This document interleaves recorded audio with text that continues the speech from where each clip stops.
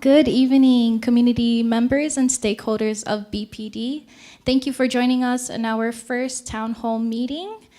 I'd like to give a brief introduction to our speakers today. My name is Di Faustina Camacho. I am the Digital Equity Outreach Specialist. To my left, I have Krista De Leon Guerrero, who is our BEAD Outreach Coordinator. And we have our American Sign Language interpreter, Ms. Malu Babauta. I'd like to give a warm welcome to our Tinian and Rhoda online stakeholders. Thank you for tuning in. We are also live streaming through NMC's Facebook and YouTube page. Thank you everyone who are joining us via online. I just want to set the tone and ensure a respectful environment. Please hold your questions until after the presentation is over, and we will hopefully get this done in an hour. Thank you.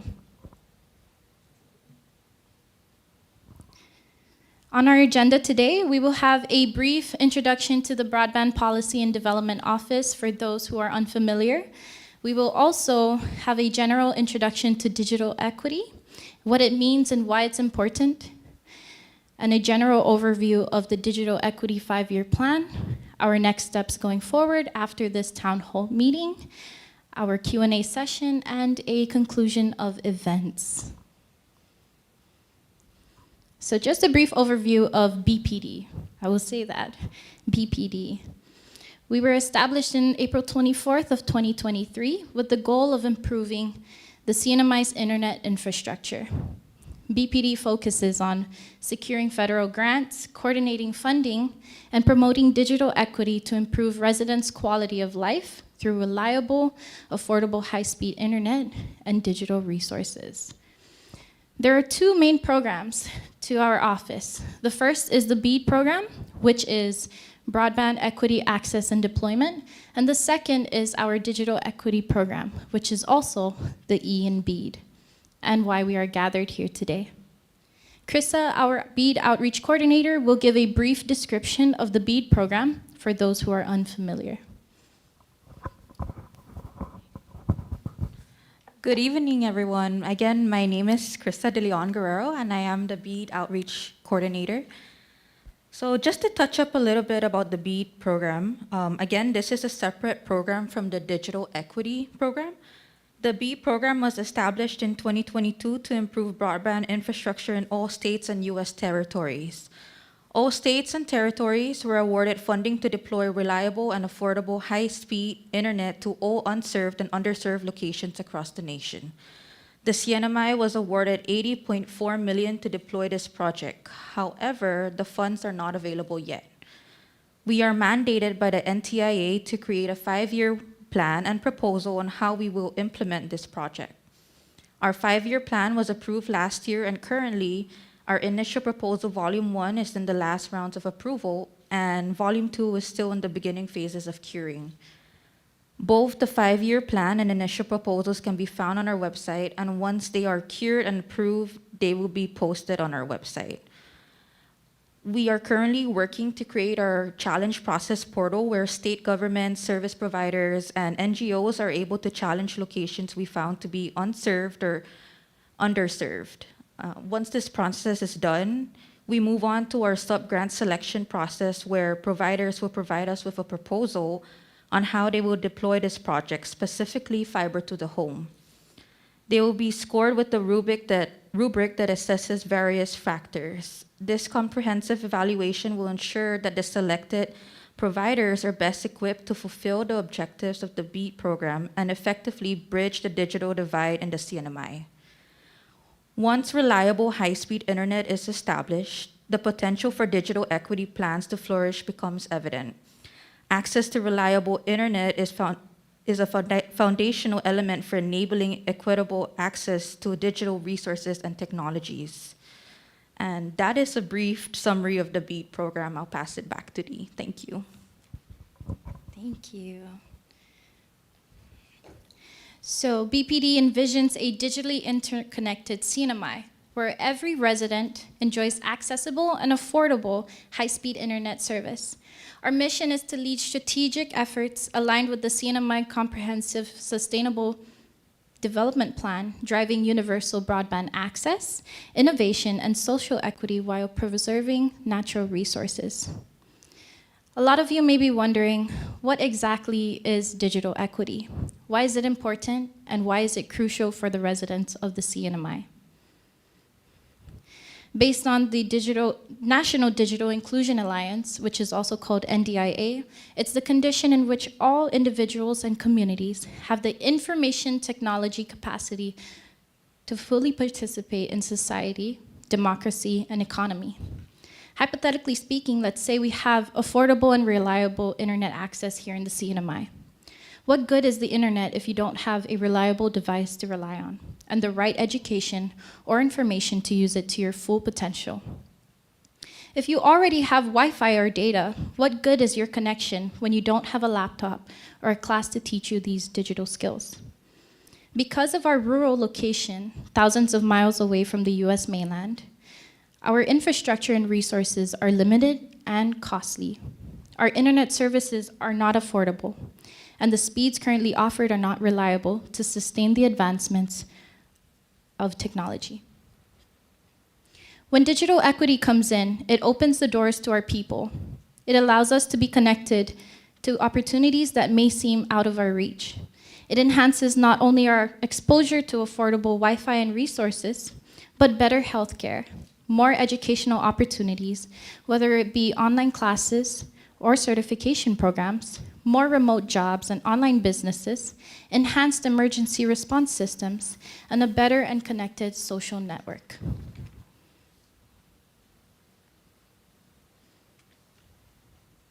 Going into the Digital Equity 5-year plan, this is a key component of an application the CNMI will later submit, seeking a state Digital Equity Capacity Grant. Currently, the US territories, such as American Samoa, CNMI, Guam, the US Virgin Islands, will receive 1% of the $1.44 billion of the Capacity Grant Program upon approval of our application.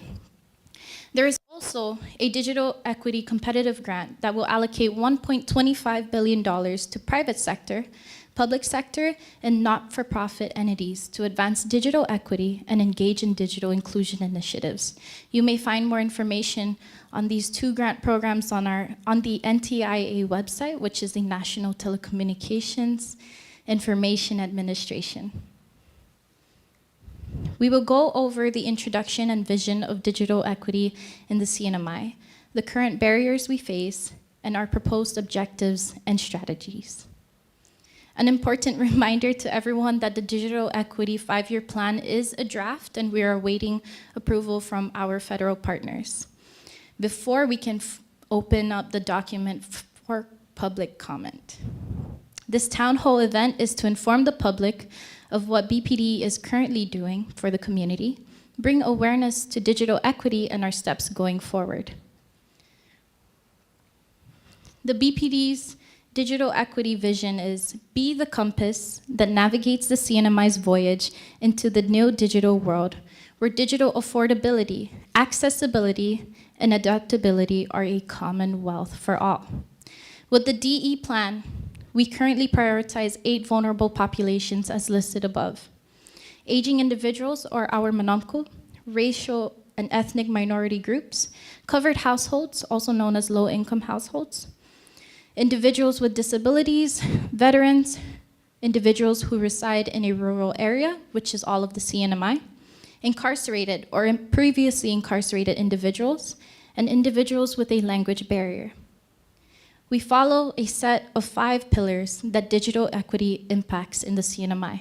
That is economic and workforce development, educational outcomes, health outcomes, civic and social engagement, and other essential services. With this, we have our 3 A's principle that we plan to address to bridge the digital divide. Is it affordable? Is it accessible to all? And will our communities have the opportunity to be able to adapt to the digital revolution? Going off into the barriers that we've identified with our plan, we've identified these through focus groups, one-on-one interviews, and a digital equity needs assessment survey. as follows. Different demographic groups face barriers accessing digital health resources due to factors such as limited funding, internet access, and digital literacy. These challenges affect incarcerated individuals, veterans, rural residents, and those with disabilities or language barriers. Solutions must be addressed in regards to financial, technological, and educational gaps to ensure equitable healthcare access. Various demographic groups face barriers in accessing education due to affordability concerns, limited accessibility, and challenges with remote learning adaptation. Individuals with disabilities encounter issues with affordability, accessibility of devices, and adherence to accessibility standards. Veterans, individuals with language barriers, racial or ethnic minority groups, and rural residents also face challenges related to awareness, accessibility, resource availability, complexities in IP addressing when accessing educational resources. Demographic groups encounter barriers in workforce development, including literacy challenges and limited digital skills, necessitating promotion of remote work and cybersecurity awareness. Aging individuals face difficulty adapting to new career paths, while incarcerated individuals experience persistent digital literacy gaps. Furthermore, with individuals with disabilities, veterans, and those with language barriers, racial or ethnic minorities and rural residents also confront challenges such as limited access to information and remote work opportunities due to infrastructure constraints. Different demographic groups face barriers in accessing essential services, including dead zones affecting coverage and challenges with device availability. Aging individuals worry about online safety, while individuals with disabilities struggle with receiving mass notifications and accessing emergency services due to factors such as accessibility and infrastructure limitations. Various demographic groups encounter barriers in civic and social engagement due to literacy challenges, limited digital skills, and accessibility issues.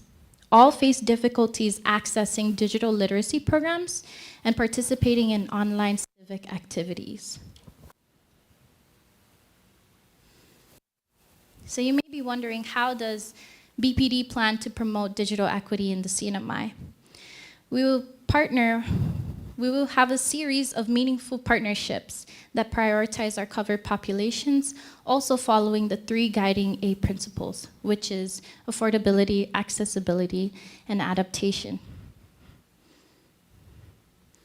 Addressing these issues and barriers, our objectives and strategies will ensure availability and affordability of broadband, increase digital literacy, ensure cybersecurity and privacy awareness, make available inclusive and accessible online public resources, and ensure availability and affordability of consumer devices and technical support, as follows.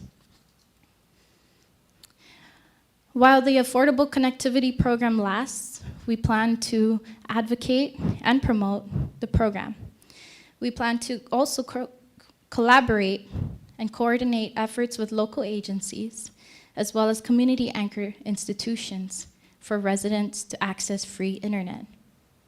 We plan to develop digital literacy workshops in collaboration with organizations, as well as a digital navigators program. For cybersecurity, we will create and distribute educational resources on cybersecurity's best practices and ensure that technology distribution programs require participants to attend cybersecurity and privacy workshops. With inclusive and accessible online public resources, we plan to partner with government agencies to ensure compliance with web content accessibility guidance and promote user experience. For availability and affordability of consumer devices, we plan to offer free or subsidized access to technology and the internet for those who cannot afford it. And we'll also add to the plan to provide devices at community anchor institutions.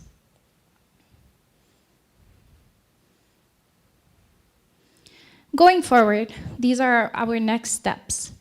As we await the approval of the Digital Equity 5-year plan from NTIA, we will also go on to our public comment, which is a 1-month period that is open to community feedback. After the public comment has commenced, or after it has ended, we will have the final submission of the DE plan, which is tentatively set for April 22nd of 2024. After the submission of the DE plan, we will have the grant capacity application opening, and that is when funds will be secured. Again, for those of you who do not know, we have a bi-weekly Friday stakeholder meeting. We will have one this Friday if you'd like to keep up to date with all the events that BPD is doing.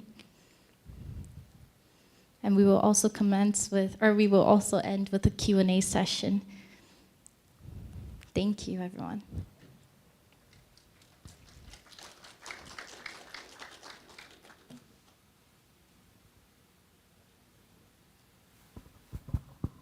Okay, we will open up the floor for any questions. Again, please feel free to connect with us through our website, which is bpd.cnmi.gov, and our Gmail as well. These are open resources. If you'd also like to know more about these programs with our federal partners, you may go online to NTIA, which is National Telecommunications Information Administration. They have all of the information that you can get through that. Any questions so far? I know we might have some through our live stream. None? All right, perfect. Well, this is it for our town hall meeting. If you have any other questions or concerns, please feel free to email us through the emails above. Go onto our website for more information, and we will be available. Thank you, everyone.